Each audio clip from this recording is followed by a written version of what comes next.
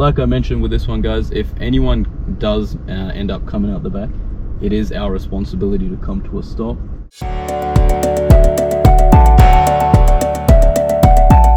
Normally tell the students is kind of just adjust your seating position so that your torso is almost facing out that window there.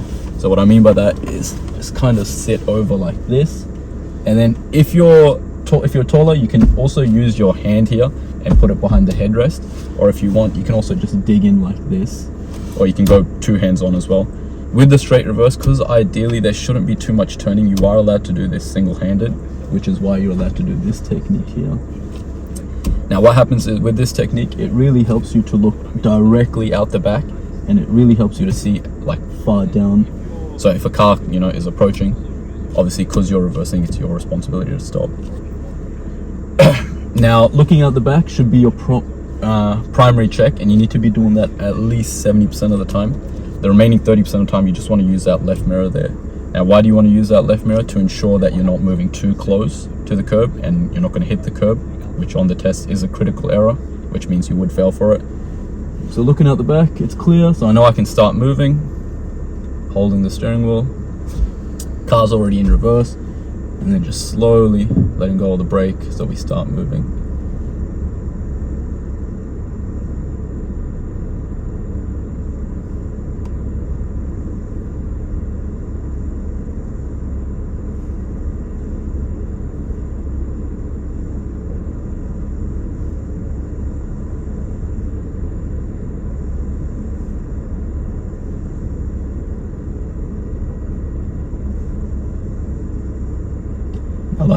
Like I mentioned with this one, guys, if anyone does end up coming out the back, it is our responsibility to come to a stop.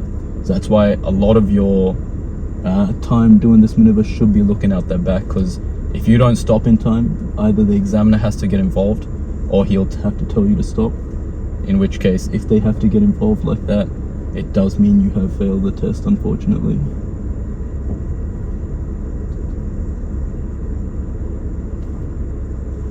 And then once we're out of the driveway, just going to come to a stop. All right, guys, now that I've gone over how to do the straight line reverse, I'm going to show you some of the mistakes that I see a lot of learner students make, or students that haven't done any lessons.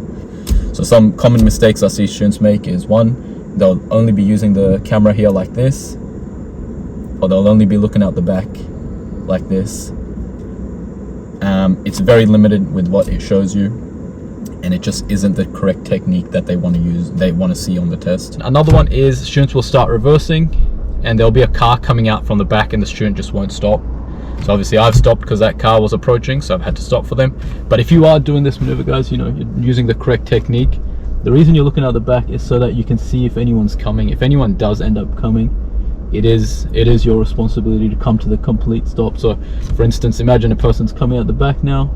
I would just go foot on the brake, I'd let them pass me, and then I'd look around again, make sure it's safe. Once it's safe, then I'll start reversing back again.